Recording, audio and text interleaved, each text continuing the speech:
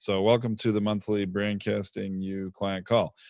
And Tracy is on here as well, but she is under the weather a little bit and does. I look not wanna be on terrible today, camera. so I'm refusing to be on camera. So she's on the other side of my camera here. This is why we podcast and we don't video cast. No, I have a nasty eye infection today, and it's gross. So I'm not going on camera. But hi, guys. I'm so glad you're joining us. All right. So today we wanted to address a subject that we've had some questions about recently from some of our clients about the content, the subjects of some of their podcast episodes with regards to making them more timeless or more grounded in, the reality of today and sort of the pros and cons of that and some recommendations. And then after that, we do have a question that was written in by one of our clients who I expect to be joining this call soon. And we're going to address that question. And then we will take any questions from anyone who's here live that you may have at the time. So let's get started. So I want to touch on a couple of things about timelessness. Okay. So we're building a lot of SEO and Google power for you on the technical side of things. And one of the things that I know very well from writing my Inc. column and from writing so many articles is that people find those articles years after you've written them or years after you've published and posted them. And so having, dates embedded in the blog URL, having dates on your headers, having dates associated with things actually makes it less clickable. So it means that you get less action taken on that great content. So while you may be served up at the top of Google, people will look at that and go, yeah, but that's from 2016. Do I really want to click on that? So we try to remove all of that. And so over time, we've started to change our practices over the last 3 years of doing it. And we actually we recommend not putting episode numbers straight into the title at the beginning of the title. You can put them other places, but we recommend not putting them in the titles or the subtitles. We don't really do anything but put that tiny little EP number somewhere on the graphic. We don't highlight it. We don't put dates on our headers. We don't like blog page formats where it auto dates right up at the top or right in the. It's okay if it has a date way down in the end of your blog post, but we don't like to do it there. And then one more area that we don't technically like to have dates because it's a problem of people clicking onto Google because they see the URL is, let's say you have your name.com website /date/title. That's usually that. Some people's sites work like that. We try to remove that on every site we work on. If yours is like that and you're just joining us new, we're going to recommend you change that, because it makes it more timeless in terms of people taking action on that Google ranking you've achieved. And we'll even help you change that too. We'll help you. But let's break each of those subjects down. Tracy, you ran through a lot of that all at once. Let's talk about the episode number in the title, because that's come up a lot lately with some people that have done that.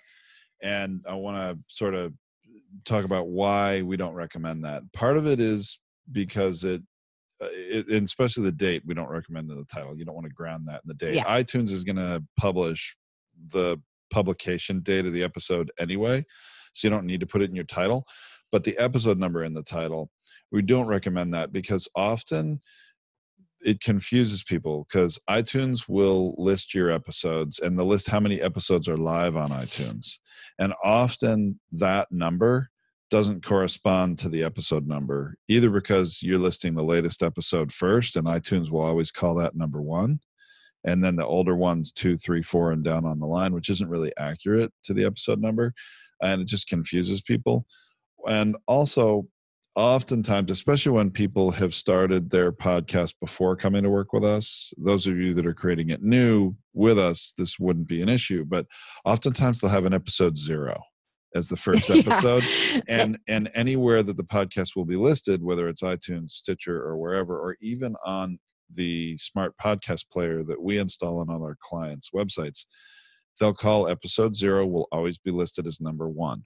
And then people get confused because when you get to episode 35, it's actually episode 36 or the other way around. I forget. But in any case, the numbers never match up. They never match up, and it drives people crazy. And then also we found this because we hit 500 episodes, right? And iTunes doesn't list 500 episodes. They only list 300. So when you start to spin off your successful podcast, because you all are going to be successful at this, when you start to spin it off into all different volumes, each volumes are going to have a number from 1 to 200 or 1 to 100 or 1 to 300, whatever it is you choose the numbers to spin off in. And so they're going to have numbers on their own. And so that's going to get even more confusing for people. And then we have a client who's moved his to a classics model. And so he's got just his 25 top classics. Is it 25 or something? Right now it is. I think we're adding to it. Yeah. And so they're all random numbers all over the place. So it gets really odd there. Right. So when you have your best episodes that don't have a number, then, they don't look so out of place. It gets less confusing. Right. They don't look like they're out of date too. That's another thing. It's like, these are classics not because they're old. They're classics because they're still important information today. Well, and hopefully they're timeless subjects, which is, again, part of the big point about this. Yes. I mean, don't get me wrong, a lot of us do podcasts about specific things. I'll give you an example. If you listen to Feed Your Brand, last week, I think it was, we published an episode regarding the recent Podfest conference that I attended, and actually attended with one of our other brandcasters, Scott Carson. And we had a great time at that event, and there was a lot of valuable things we wanted to share about that experience, things that we learned. And so we did an episode on that. So that is somewhat grounded in time. It was the Podfest Conference 2018. Right.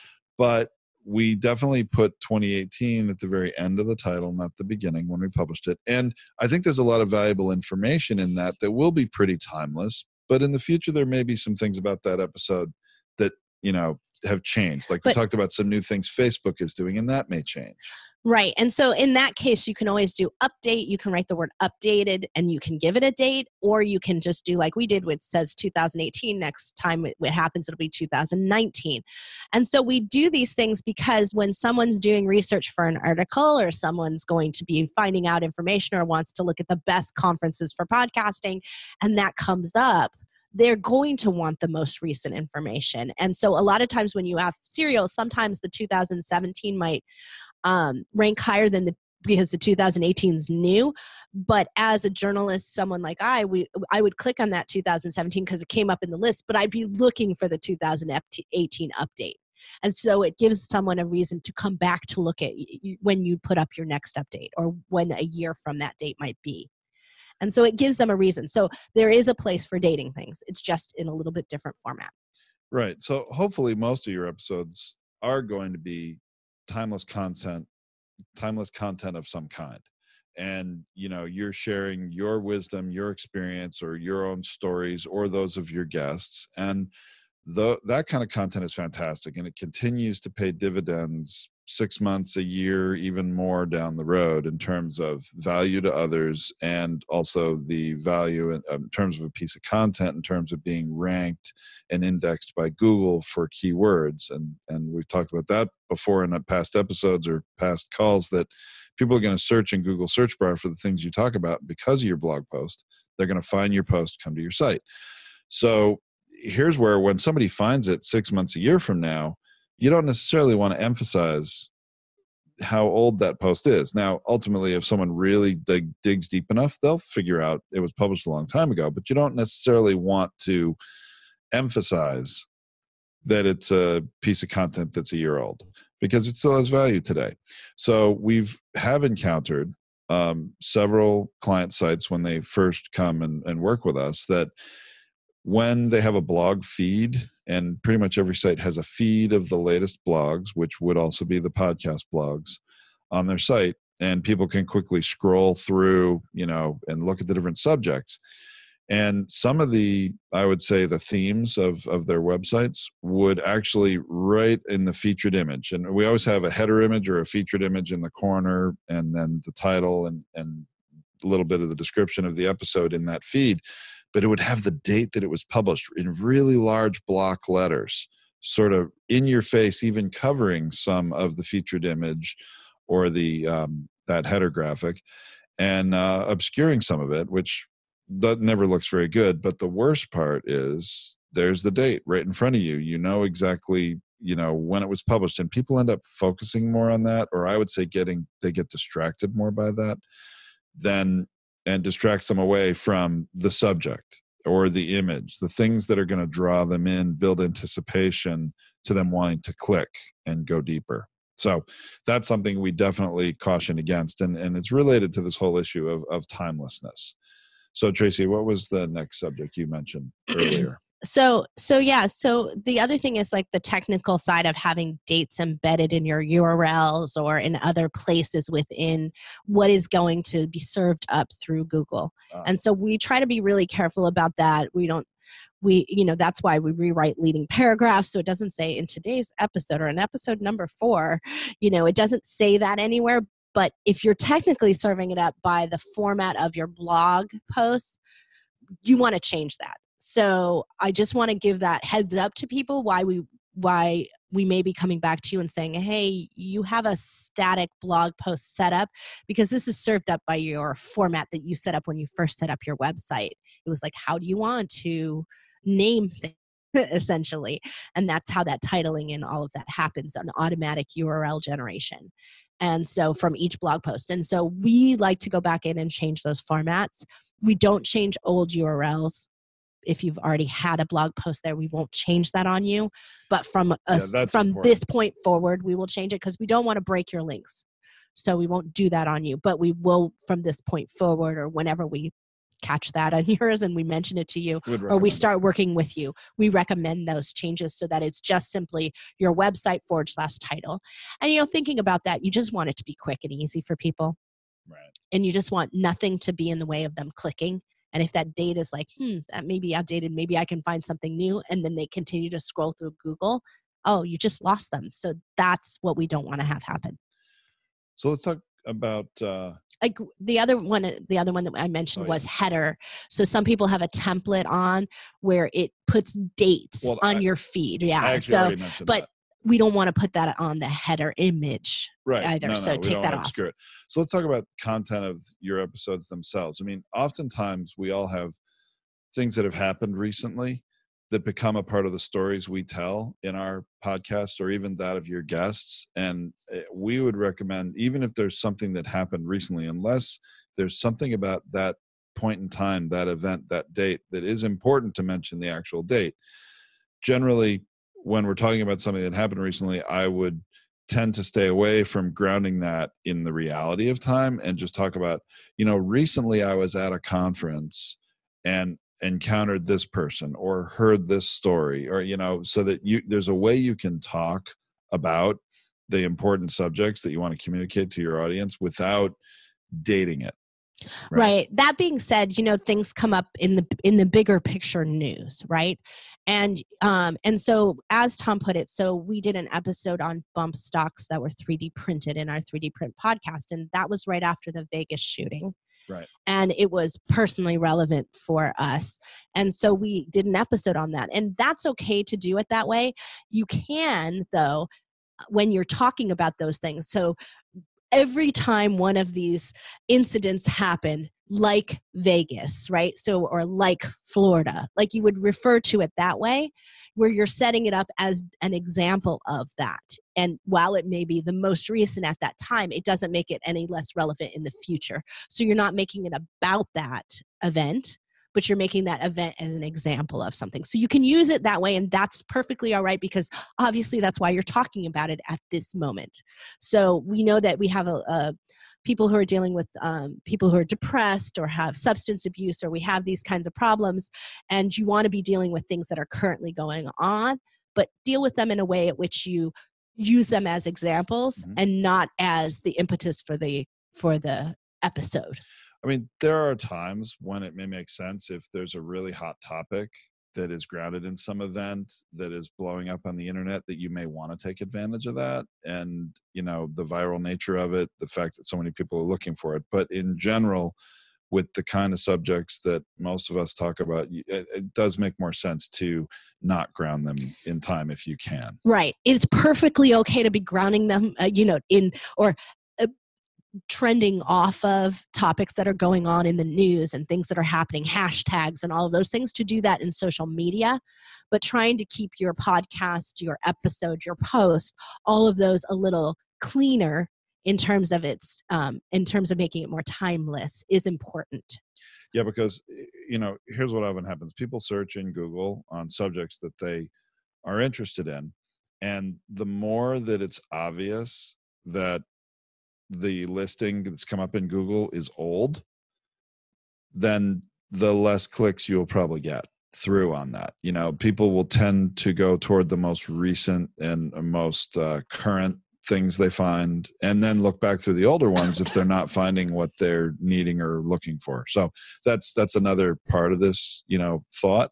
Ultimately, I wouldn't stress too much about this. Obviously, we're talking about it today because each month we break down some subjects and take a little deeper dive into them. But we're just trying to help each one of you make minor modifications as you grow with your show. So this is something that we found early on, is that sometimes some critical analysis, some sitting back and thinking about it. So for instance, I've been seeing we did it not only a podcast, but we did a client call about EcoBait and about how you can better introduce guests and or post-discuss guests. And we've been seeing some clients take that to heart and do some amazing work. And they're so much better now. They're so much to the point. They're making them more and more relevant to their show them itself, and really introducing about why they brought a guest on. And so it's really doing a lot more power for their sites. And so because of that, it's having power. The guests are loving it. And so that's working for you. So we want to try to keep you these little minor tweaks that you can keep doing, and keep in mind little things each month. And then you have a month to kind of incorporate them and test them out. And none of these are fatal issues. Yeah. But, it's not like if you do some of these things that we're suggesting you don't do, that it's a deal breaker. That doesn't mean that. We're just saying, consider it. And ideally, we're working with all of you to, in terms of the content of your show and the kind of subjects you want to talk about, to make them, very attractive subjects and something people are going to want to continue to listen to, even if they encounter it 3 or 6 months from now. And when you do that, that's really the most important thing, is that ultimately the content is of interest to your audience. And these date issues, there are good and better maybe things you could do potentially, but it's not like anything is, like I said, it's not fatal. It's not a deal breaker. No, we just want to help you move things along and get more power. And these small changes, 10% is a big win on Google. So, it can make a 10% shift. It can make a couple percent shift. Yeah, it makes things more clickable. You'd be surprised at the power of that. So we want to try to help you make some continuous improvement to how you operate your show, and then also give you some insights into why we recommend some of the things we do behind the scenes. I know a lot of you are, I'm getting a lot of feedback as I go out and speak about podcasting and brandcasting. And one of the feedback I have is that what we're saying to people is very counter to the, I'm going to say the passive income podcast community, those that have been teaching the courses the longest. So if you're coming to us with a transition show and learn how to podcast from Podcasters Paradise, Adam Carolla, Pat Flynn, any of those people, what we're doing is different, because that doesn't work. And there's been tons of news about how that doesn't work anymore, or works for such a small percentage of people. And they're getting a lot of diminishing returns. Right. And that, passive income podcasting, like, hey, you can podcast your way to, more than $1 million a year type of thing, just by podcasting about podcasting. And, this is not what it once was. Right. So that's why I kind of want to remind you all that we don't teach podcasting. Right? We're coaching and we're helping and we're mentoring and we're moving you along, but this isn't costing you extra.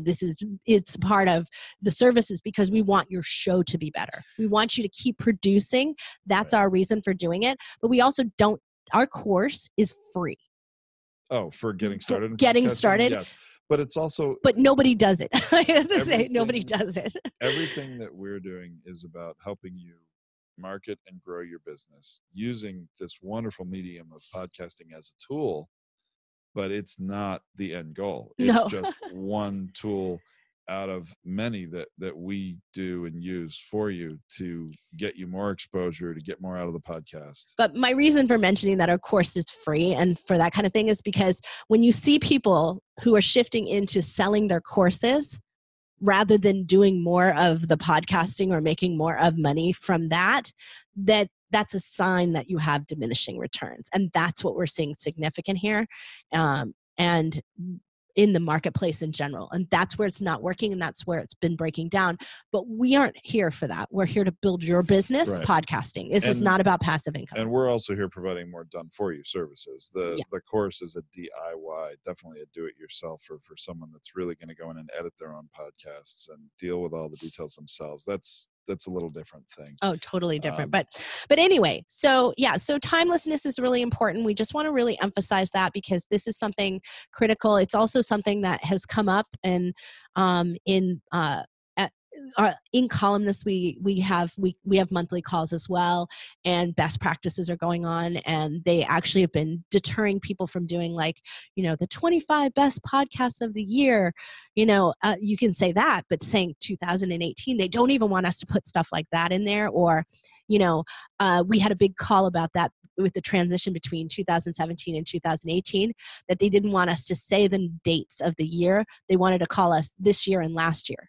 This is from Inc.? Yeah, it came straight down from them. So they're obviously, they do thousands and thousands of articles every week. So you're talking about, if they're saying they don't want to see this, it means that they're seeing lots of traction on older posts, but not on ones with dates in them. And they've analyzed that to death. So when they're coming back and telling us as guidelines to do that, I want to pass that along to you. And that's what we do here. Wonderful. Anything else on the timelessness subject for now? Or can we go to a question from a client? I don't think so. I think that's it. Yeah. All right. Well, we had one write-in question earlier this morning, and it really had to do with statistics of your podcast and also your website, sort of hand in hand. And really what the questions were, hey, which of the statistics are really important and to keep track of? And how often should you be looking at them? And then some questions about the stats we're offering on our platform, which most of you are on. Not all of you who work with us are on our podcast hosting, but most of you are. So those are really good questions. And look, statistics are important. And we definitely believe here, looking at statistics month over month, measuring them and tracking progress is a very good thing.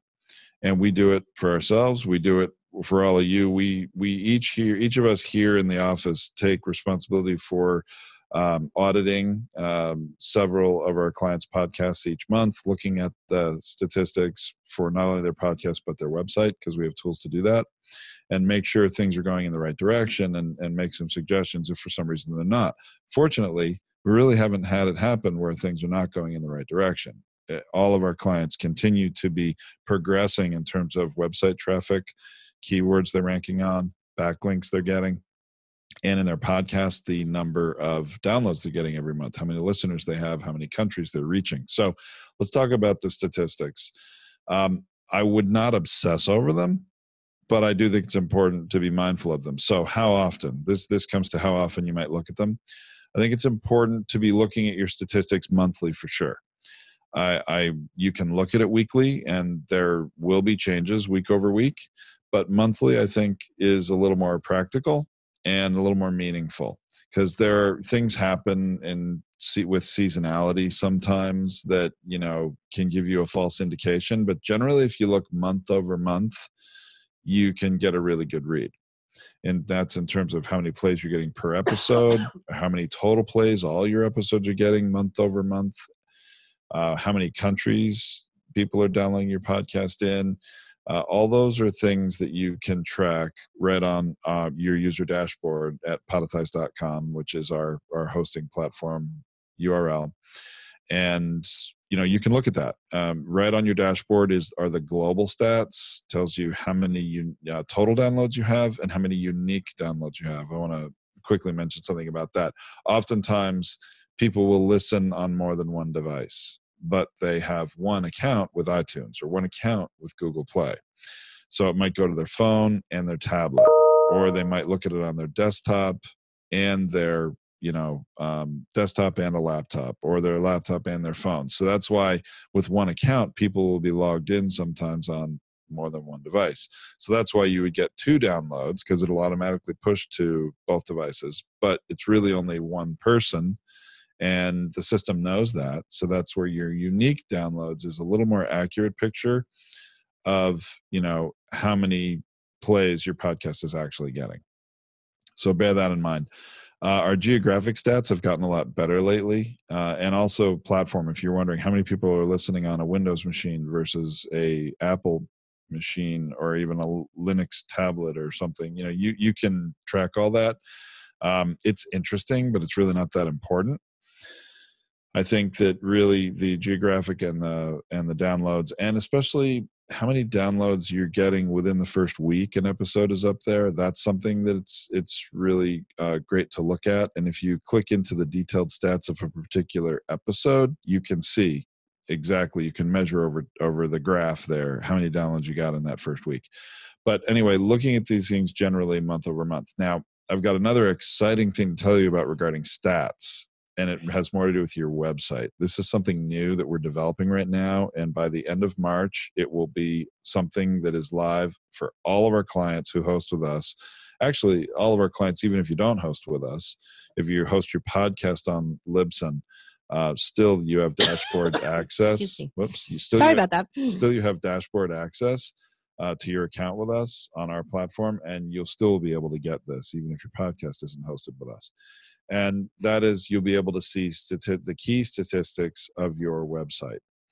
So that is coming. Currently, we've been doing this just on a one-on-one basis. When we have a call with a customer, we will look up their web stats, see where it is, and you can track how it's going month over month. And we can still do that. But we're building those things into our own website, to our own dashboard access. So you will be able to, as a customer, log into your dashboard. There will be a place for you to enter in the website address, the URL for your website that contains your podcast blogs. That's obviously, you could put any website you want to into that, I guess, but our intention is it'd be your website that is the home for your podcast and the blog posts that we're creating for you. And so as long as you enter in that URL, it will populate the key stats, your website rank, your backlinks, your keyword rankings, and it will track those things over time. There will be graphs where you can see how it's trending, and you'll be able to look at week over week trends, but also over a month over month or a series of months. You'll be able to look at this. And this is very valuable information that is not contained on any other podcast host. All the other podcast hosts out there are all about the podcast and not about the website. And of course, we are all about helping you market and grow your business using podcasting, but a big part of that is your website. So we feel you can't really get a good glimpse at how you're doing overall without looking at those stats from your website and your podcast. So it's currently in development. Like I said, it's looking really good by the end of March. So hopefully by the time we have our next client call, I'll be able to confirm that that is live. Or if not, I'll be able to give you a date and how many more days or another week or whatever it's going to be. But it's on the way, in process. It's pretty exciting. It's very exciting. Yeah. So that was really the question. There were some questions about what website stats are important. I think I just mentioned that. Just make sure I'm covering everything in this question. And it seems I did. So really, how often to look? We recommend month over month, but you can look anytime you want. And then what stats? The key ones for your website, it's just going to be your overall rank, which is really based on your increase in backlinks. Referring domains is sort of closely related to that. And then keyword rankings on Google. That's the most critical. And then on your podcast, unique downloads and how many you get within the first week of an episode. But don't discount overall plays across all your episodes. Because actually, here's another interesting stat. We've learned from our experience with all of our customers, about 60% of the total downloads you get in a month don't come from the latest episodes that you just published within that month. They come from previously published episodes of prior months. So more than half, in most cases, of your total downloads will come from past episodes. So that shows you people are finding your podcast new this month, liking it, and then they're going back and looking and listening to previous episodes because they learn about your show, they come to like you, and they want to know about your past episodes. They search the subjects and start listening to the ones that appeal to them. So you get a lot of downloads on past episodes. And that's the other great thing about our platform that most of you may know about, but just in case some of you don't, if you host with us, you can put sponsorship, paid ads, or even just promotions for your own calls to action, your own products. Maybe you have a course, maybe you have a book you're launching, or you have upcoming events you're speaking at. You want to make sure all your listeners really know about that. And you can put audio ads across all your episodes, not just your newest ones, but all of your entire catalog of episodes on our system just by uploading an ad and pushing a button.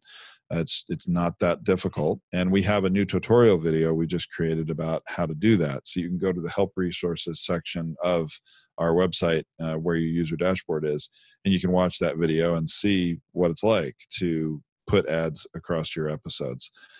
So that's a pretty exciting thing, to take advantage of all your plays, not just the old way was you would put ads or calls to action in just the ones you published this month. And you'd have people listening to past episodes hearing an old outdated ad if you put any in there. So you don't have to do that. And then you can replace them on demand. No one has to listen to an old episode with an old ad. So there you go for that. Not meaning that to be a big promotion, but to me, it's related to this whole issue of statistics, and that stat of how many are on back episodes is something we actually have looked at just recently. It's so significant. It bears emphasis, I think. Yeah. So are there any questions any of you might have? I know, I think Dan Tatowski is the only one on live right now. Sometimes we have half a dozen, sometimes we have just one or two. And if you have any questions, you can type it into chat, or you can also raise your hand, and we'd be happy to answer any questions you might have. We can unmute you. We could. If I know you have something to say, I will be happy to do that. We're very excited for your upcoming podcast, Dan. I think we're pretty much just about done with all the details on it. And then hopefully get your first episodes recorded and produced and launch you very soon. So yeah, I'm not seeing any questions or chat. Let's think. Are there any other current subjects we could share that we had thought of with our audience today? No, just that, we're always out. Every month we have planned for either speaking at or attending digital marketing conferences around the country. So, hey, if we're in your area, we'll let you know because we'd love to catch up with you. There's a good point. We're actually going to Traffic and Conversion on Monday, Tuesday, Wednesday of next week. Here it's the last week in February. We're going to Traffic and Conversion, and we know there are some other podcasters that we know that will be there. And definitely we will, any brilliant information or things that we learn or trends that we see happening, we're going to bring that back to you. We'll be talking about it in some upcoming episodes of Feed Your Brand, our podcast for this business. And obviously we can also address some of those issues in next month's client webinar. Yeah. So if you have other issues, not non-podcast related that you're looking for, and we can keep our ears out or eyes out for you, let us know. Just ping us, send us messages. Also, just if you guys are looking at considering going to some digital marketing shows, sometimes we have discount codes. Like I'm speaking end of March, Lifestyle Hackers event up in LA. Awesome event for life coaches and those trying to build businesses around that.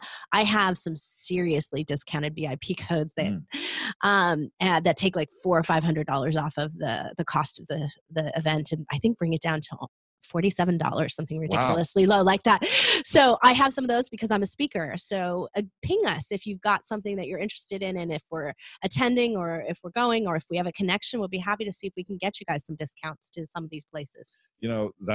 this is a good example of why you might want to tune into these client webinars or watch them recorded if you can't do it live, because that's something we would not put in our podcast, because that would very much ground it in time. And, the podcast is public, not just for clients.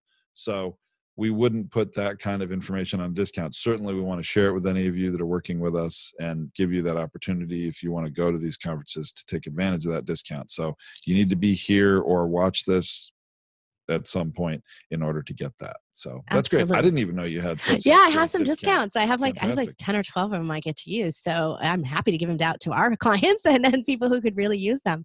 So yeah, there's some others. There's some others coming up, some virtual summits. I know I have discount codes too that'll be coming up that are digital marketing related. And when those happen, we also will put them out in the newsletters. So Brielle and Jeremy, Jeremy Slade, they should be in this week's. It's this week's that they should be in this newsletter. Their episode, the newsletter hasn't gone out yet, but they will be. Yeah. But they have a course discount that they're running right now for their course on how to be a better guest and a whole bunch of other prep things that they provide in there, and they have a discount that they provided us, which we put out in our email. And I think that episode has just published this week on Feed Your Brand, that podcast. So some of you watching this may not have listened to that yet. So if you're wondering who we're talking about, then you probably want to listen to that episode of Feed Your Brand. I think it's called Command Your Brand, which is their brand name. Which is their company name. So you should check that out to learn more about them, especially if you're interested in high-level guesting, like being a guest on other podcasts, or perhaps getting some high-profile guests, getting some assistance, obtaining some high-profile guests for your podcast. Those are some of the things that they do. Right. So, but our connections with all of these kinds of people, and they're running courses and they're running programs, just run it by us if you're looking at that. We can see what we can get. And we often do have discounts. So we're definitely happy to share those with you. So, okay. Well, I think I don't see any questions. Dan left, so we will wrap this right here up. And so happy end of February! I can't believe that we're already heading into, as I date this client call, but we want to keep these dated because we're always giving you latest information. These are private. These aren't public. So, but and as always, please. Message Alexandra and let her know what you'd like for the next client call. If you have questions but can't attend the call, make sure you send them to her and she'll collect them for us over the course of the month. All right. Well, hey, thank you, everyone. Hope you enjoyed this. Obviously, if you're watching this recorded, you can always email us, hello@brandcastingu.com. If you don't have our personal emails, that's the best general one to email with any questions or feedback on this. And thanks so much. We will see you next month.